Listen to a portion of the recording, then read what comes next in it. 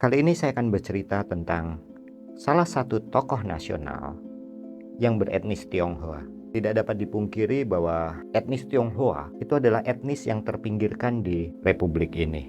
Tercatat mulai dari tahun 60-an, 70-an, 80-an, dan 90-an kerap terjadi konflik yang melibatkan etnis Tionghoa. Dan mungkin yang paling membekas adalah kerusuhan Mei tahun 1998. Kasus yang sampai sekarang masih menjadi sesuatu yang abu-abu. Itu baru kerusuhan-kerusuhan yang tergolong besar. Belum kerusuhan-kerusuhan kecil yang semakin membuktikan bagaimana terpinggirkannya etnis Tionghoa di Republik ini. Padahal kalau kita mau membuka buku sejarah, ada beberapa etnis Tionghoa yang berjasa besar dalam kemerdekaan Republik ini. Sebut saja Djoko Harjono, atau kemudian Joko Lim, dan Zhao Qixiong. Beliau adalah pemilik rumah dalam peristiwa Rengas Dengklok. Dan mungkin banyak teman-teman juga yang belum mengetahui kalau etnis Tionghoa itu juga berperan besar dalam penyebaran agama Islam di Indonesia. Nah, selama ini kan mungkin teman-teman berpikirnya etnis Tionghoa itu kan sangat identik dengan non-Islam. Tapi sebenarnya peran etnis Tionghoa dalam penyebaran agama Islam di Indonesia itu tidak bisa kita singkirkan begitu saja. Sebut saja Panglima Cheng Ho. Atau apabila teman-teman berkunjung ke Demak dan mengunjungi Masjid Agung Demak. Di Masjid Agung Demak itu arsitekturnya ya sangat kaya dengan budaya-budaya dari etnis Tionghoa. Sebut saja tiang sokon yang dari kayu, atau motif kura-kura yang ada di Masjid Agung Demak. Konon karena yang membangun Masjid Agung Demak adalah Gan Sicang alias Sunan Kalijaga, kemudian Sunan Gunung Jati. Ketika Sunan Gunung Jati membangun Kasultanan Cirebon pada 1552, beliau membangun Kasultanan Cirebon itu bersama dengan seseorang yang juga beretnis Tionghoa, namanya Tan Ain Hock. Tan Ain Hock ini biasanya juga dikenal dengan Maulana Ifdil Hanafi. Jadi perkembangan Islam dan penyebaran Islam di Republik ini pastinya tidak bisa dilepaskan dari peran orang-orang beretnis Tionghoa. Sahabat Kelana, kali ini saya akan bercerita tentang seorang tokoh nasional bernama Yap Tian Hin.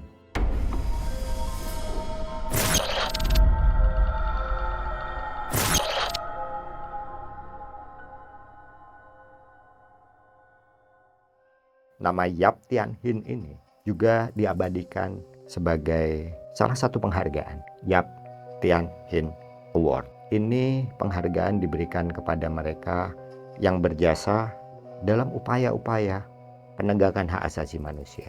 Ada beberapa tokoh yang sudah menerima Yap Tian Hin Award ini. Tapi dari sekian nama itu, ada dua nama yang cukup menggelitik saya. Yang pertama adalah Marsinah. Marsinah itu adalah seorang tokoh buruh. Dia ditemukan tewas pada tanggal 8 Mei 1993. Ditemukan tewas karena penganiayaan berat. Saya bilang penganiayaan berat di sini karena tulang panggulnya hancur. Bukan cuma hancur saja, tapi Marsinah juga mengalami kekerasan yang melibatkan organ intim beliau ya, Marsinah. Tahu kan yang saya maksud di sini. Tapi yang mengenaskan dari hasil otopsi, Marsinah itu justru tewas karena luka tembak. Jadi Marsinah bukan tewas karena tulang panggulnya hancur, tapi karena luka tembak. Berarti sebelum pada akhirnya dieksekusi, Marsinah itu terlebih dahulu mengalami penyiksaan fisik, dan dia seorang wanita. Bisa dibayangkan bagaimana buruknya apa yang dialami Marsinah. Kenapa sih Marsinah harus diselesaikan? Marsinah waktu itu diselesaikan karena ya dia menuntut kenaikan upah buruh waktu itu.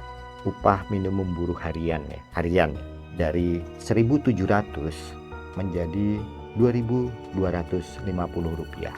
Jadi ada selisih ada selisih 550 rupiah Mungkin saat ini teman-teman akan berpikir Rp550 itu adalah angka yang kecil. Tapi di tahun 1993, kebetulan di tahun itu adalah tahun pertama saya kuliah di Jogja. Waktu itu di tahun 1993, sepiring nasi telur di Jogja itu harganya Rp450. Jadi 550 untuk hidup di Jogja itu bisa dapat nasi telur dengan es teh. Tapi itu harga Jogja ya. Mungkin kalau untuk di kota besar seperti Surabaya atau Jakarta ada selisih antara Rp100-200. Dan Rp550 itu upah harian ya, upah minimum harian. Berarti kalau buruh rata-rata efektif kerja dalam sebulan 25 hari, berarti kan 550 dikali 25 itu ketemu di harga 13.000 ya, 13.000 lebih, 13.750 ya. Dan di tahun 1993 dengan uang 13.750 saya bisa hidup layak di Jogja untuk 7-10 hari. Lumayan kan. Kemudian orang kedua yang menerima Yap Tian Hin Award yang cukup menggelitik saya itu adalah Wiji Tukul. Beliau adalah seorang penyair dan aktivis. Beliau kerap mengkritik pemerintahan. Beliau kerap mengkritik pemerintahan Orde Baru di bawah kepemimpinan Presiden Soeharto saat itu. Jadi Wiji Tukul ini oleh rezim Orde Baru dianggap sosok yang berbahaya. Beliau lahir tanggal 26 Agustus tahun 1963. Beliau adalah seorang anak tukang becak. Ya, dari kalangan menengah ke bawah. Itu kenapa Wiji Tukul tidak menyelesaikan sekolahnya hingga sekolah menengah umum. Wiji Tukul hilang dan sampai sekarang belum ditemukan. Kontak terakhir Wiji Tukul itu dengan istrinya tanggal 10 Februari 1998. Tapi Wiji Tukul laporkan hilang itu baru tahun 2000 karena menunggu situasi politik Indonesia itu berubah menjadi lebih kondusif dan lebih aman. Untuk istri Wiji Tukul melaporkan hilangnya Wiji Tukul yang belum ketemu sampai sekarang. Patut menjadi catatan juga, era Orde Baru itu berbeda dengan seperti saat ini ya. Sekarang kita bebas untuk mengkritisi pemerintah. Bahkan saat ini ya, di era ini buruh itu bebas untuk berserun ke jalan. Namun di era Orde Baru, jangan harap hal seperti itu bisa terjadi gitu kan. Karena segala sesuatu itu dikontrol dan diawasi oleh pemerintah dengan sangat ketat. Jadi kalau ada orang-orang yang dianggap berbahaya oleh pemerintah, ya siap-siap aja diculik, menerima tindak kekerasan, atau bahkan dibunuh seperti Marsina. Dan Wiji Tukul pun diyakini beliau telah dibunuh juga oleh pemerintahan Orde Baru. Namun hingga saat ini belum pernah ada bukti yang menunjukkan bahwa Wiji Tukul telah dibunuh. Saksi juga tidak ada yang menunjukkan bahwa Wiji Tukul telah tewas. Kembali ke Yap Tian Hin. Yap Tian Hin adalah seorang pengacara. Sebagai seorang pengacara, beliau berjuang untuk menegakkan kebenaran dan hak asasi manusia di Indonesia. Ada satu kata-kata dari Yap Tian Hin yang sangat terkenal sebagai seorang pengacara. Kata-katanya kira-kira seperti ini. Apa yang hendak saudara capai dalam pengadilan? Apakah saudara hendak menang perkara atau merasa cukup dan puas bisa meletakkan kebenaran di ruang sidang dan di dalam masyarakat? Apabila saudara hendak menang perkara, jangan pilih saya sebagai pengacara, karena kita pasti kalah. Tapi apabila saudara merasa cukup dan puas bisa mengemukakan kebenaran di ruang pengadilan dan masyarakat, maka saya siap menjadi pembela Anda. Gila bener kan? Mana ada pengacara yang justru menawarkan kekalahan ke kliennya, bukan kebenaran ya. Biasanya kan pengacara ketika ada klien datang yang dijanjikan kemenangan. Tapi Yap justru sebaliknya. Dia justru menjanjikan kekalahan. Tapi inilah Yap. Dia adalah seseorang yang idealis. Dan dia benar-benar berjuang untuk kebenaran. Bukan cuma di ruang sidang, tapi juga di tengah-tengah masyarakat. Nah, mungkin ini bisa menjadi semacam cermin gitu ya untuk pengacara-pengacara masa kini. Karena mungkin seiring waktu profesi pengacara itu bukan lagi kebenaran gitu ya, bukan lagi membela yang benar, tapi justru membela yang bayar. Mau salah juga dibela. Gimana caranya yang salah menjadi terlihat benar sehingga menang perkara, ya kan, begitu kan. Jadi mungkin ada baiknya juga Yap ini dijadikan cerminan gitu ya, untuk pengacara-pengacara masa kini bercermin bahwa kemenangan itu bukan segala.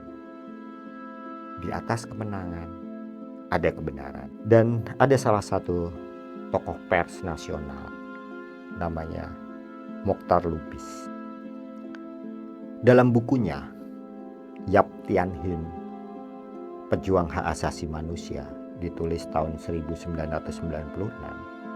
Mokhtar Lubis menuliskan seperti ini. Bagi saya, kalau pengacara berani berkata seperti itu, dia telah membuktikan dirinya sebagai seorang pembela dan anak manusia yang kemurniannya 24 karat. 24 karat ini untuk emas ya, karena emas murni itu kan 24 karat. Nah, di sini terlihat bagaimana sosok Mokhtar Lubis itu mengagumi Yap Tian Hin. Nah, sekarang mungkin teman-teman ingin tahu cerita soal Yap Tian Hin ini. Yap itu lahir di Banda Aceh tanggal 25 Mei 1913. Beliau adalah anak sulung dari 3 bersaudara. Jadi keluarga Yap ini termasuk keluarga cabang atas. Cabang atas itu baba bangsawan dalam pemerintahan Hindia Belanda. Jadi dia adalah seorang tokoh ya, di keluarga tokoh maksud saya. Dia adalah keluarga tokoh gitu ya. Kakek Yap Tian Hin itu namanya Yap Asin. Itu asli dari Guangdong, Tiongkok, yang hijrah ke Bangka. Dari Bangka kemudian dia hijrah ke Banda Aceh, tempat Yap Tian Hin lahir gitu kan. Namun yang menjadi titik balik dari hidup Yap itu adalah ketika beliau berumur 9 tahun. Ketika dia berumur 9 tahun, Yap ini ditinggal mati oleh ibunya. Dan ketika dia ditinggal mati oleh ibunya, dia itu diasuh oleh seorang wanita Jepang namanya Sato Nakashima. Dan Sato Nakashima ini adalah gundik sebenarnya. Dia gundik dari kakeknya. Namun dalam kehidupan Yap sendiri, Sato Nakashima ini sangat berjasa karena Sato ini mengajarkan banyak sekali nilai-nilai luhur yang pada akhirnya itu terus yang dibawa oleh Yap hingga dia dewasa. Jadi ya mungkin karena Sato ini seorang wanita Jepang, dia pastinya mendidik Yap dengan keras, lengkap dengan budaya-budaya yang sangat luhur dari Sato ini ya. Yang pada akhirnya Sato ini yang merubah banyak pola pikir Yap akan nilai-nilai dari kehidupan yang terus dibawa Yap hingga dewasa. Kehidupan keluarga Yap kemudian mengalami kejatuhan ya, kita bisa bilang kejatuhan. Keluarga Yap itu jatuh ketika monopoli opium di Hindia Belanda itu dihapuskan, ya kan. Itu ditambah lagi dengan salah kelola perkebunan kelapa di Banda Aceh.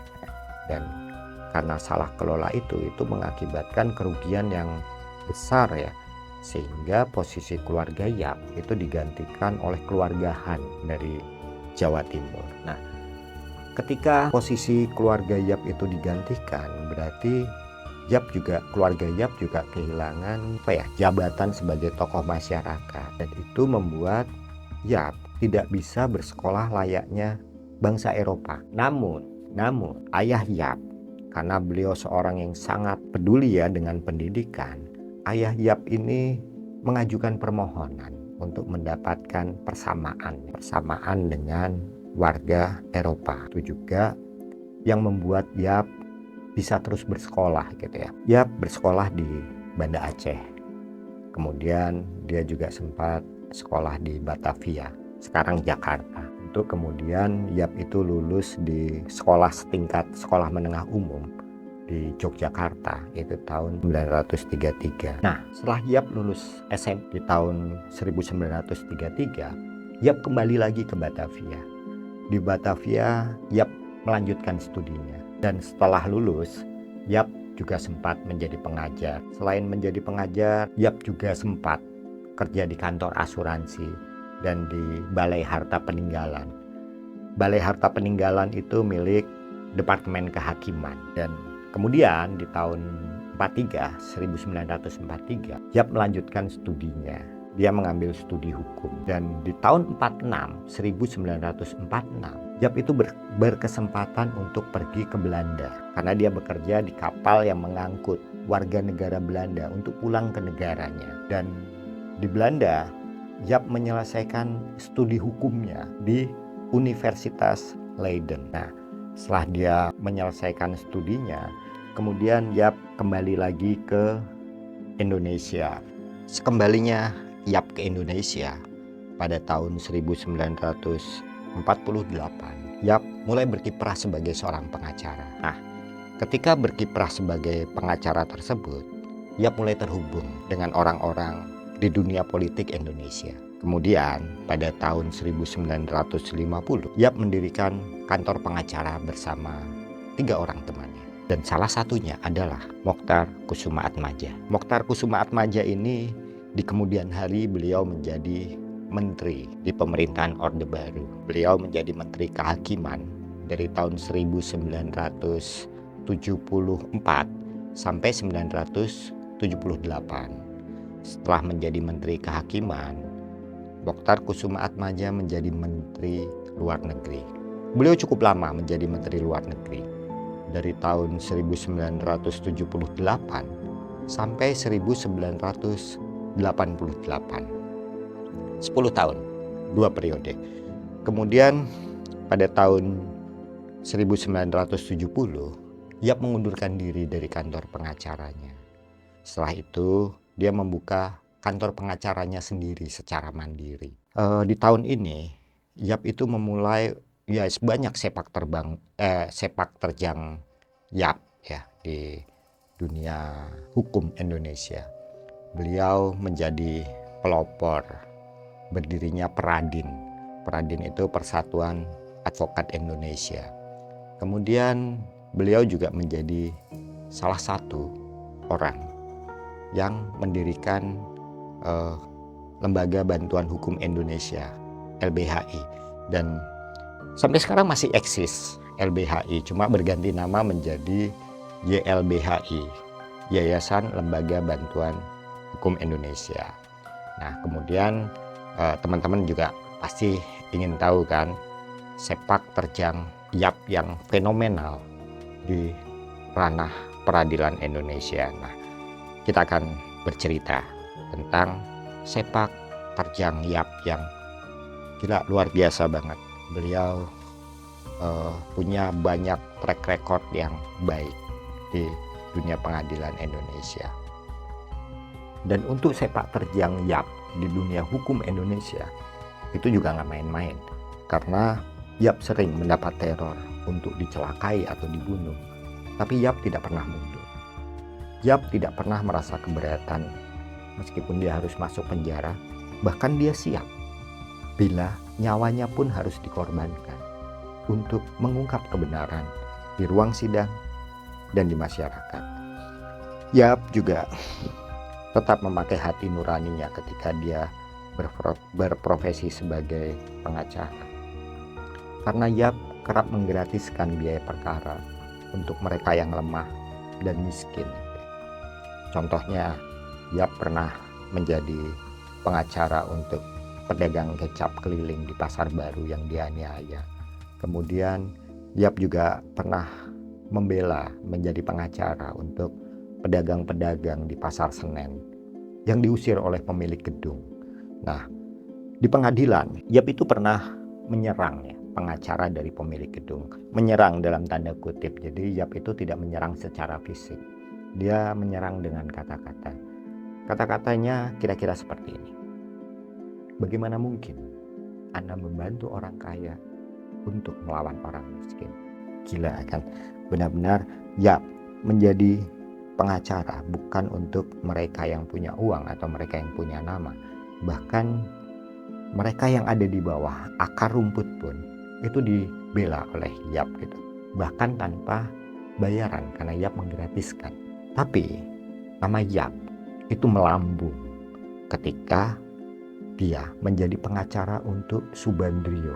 Tuduhannya terlibat gerakan 30 September Partai Komunis Indonesia G30 SPKI.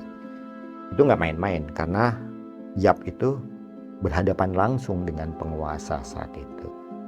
Yap memiliki satu keyakinan bahwa Subandrio itu tidak bersalah. Dia hanya orang yang dikorbankan.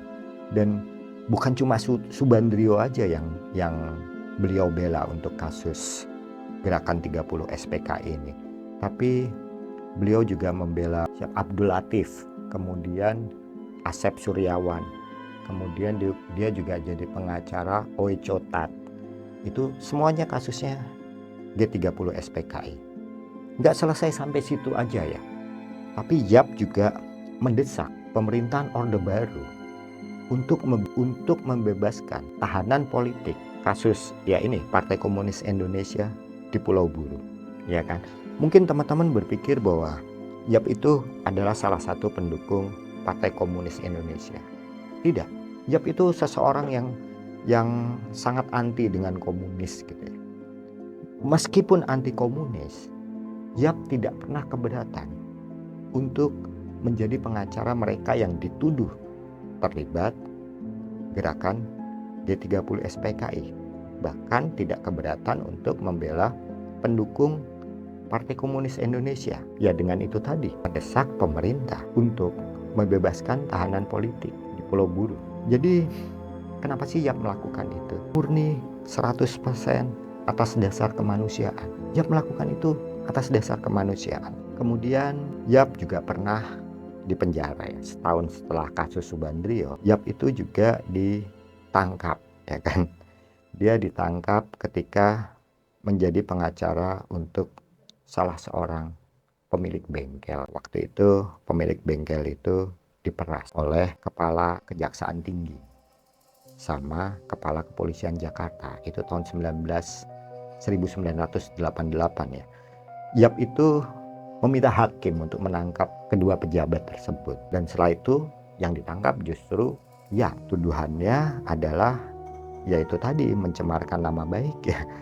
Jadi ya aneh aja kan. Bagaimana mungkin Yap yang membela orang yang diperas oleh kedua pejabat itu justru ditangkap dengan alasan menyinggung, ya kan?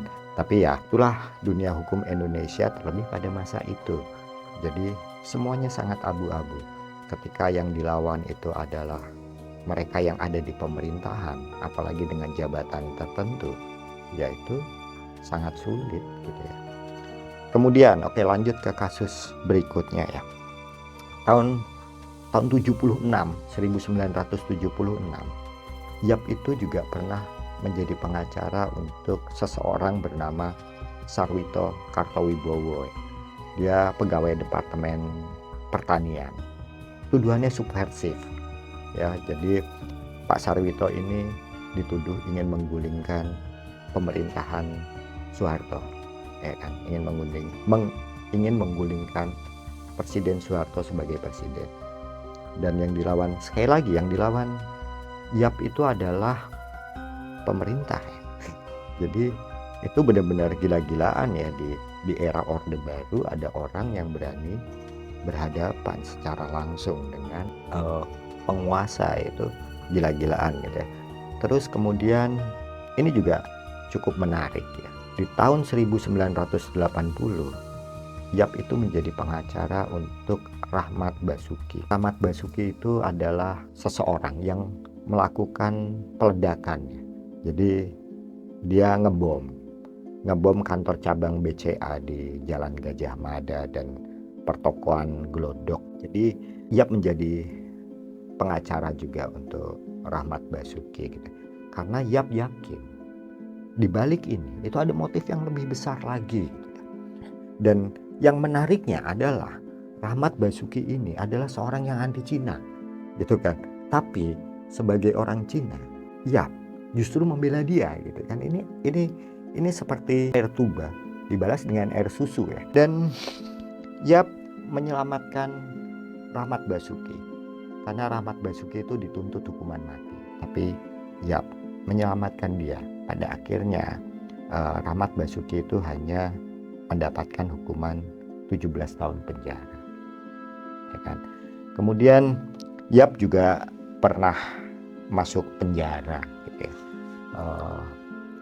Di tahun 1974 gitu ya. Itu peristiwa Malari ya. Jadi Yap itu dituduh dia menjadi orang yang ngompor-ngompori gitu kan, untuk terjadinya unjuk rasa di peristiwa Malari itu ya. Jadi dan cukup lama Yap ditahan ya.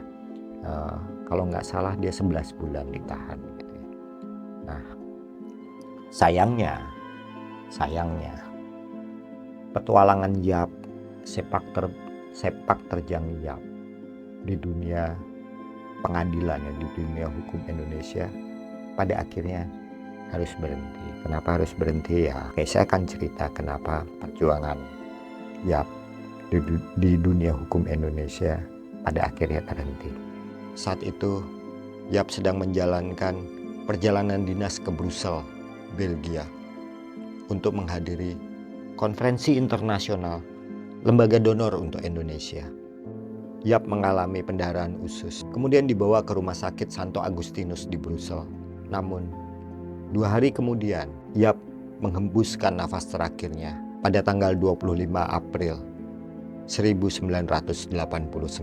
Jenazah Yap dibawa pulang ke Indonesia untuk kemudian dimakamkan di TPU Tanah Kusir, Jakarta. Sekian dulu cerita saya tentang seorang tokoh nasional beretnis Tionghoa, Yap Tian Hin. Apabila teman Kelana memiliki cerita lebih banyak soal Yap Tian Hin atau ada informasi yang kurang dan ingin disampaikan, silahkan tulis di kolom komentar di bawah. Kami sangat berterima kasih atas komentar teman-teman di kolom. Kami akan sangat berterima kasih apabila teman-teman juga sudi untuk berbagi informasi tentang Yap Tian Hin. Sampai di sini dulu cerita saya. Sampai bertemu di video-video selanjutnya. Ikuti terus channel Kelanara Studio bersama saya, Ceto. Terima kasih banyak karena sudah menonton video ini hingga selesai.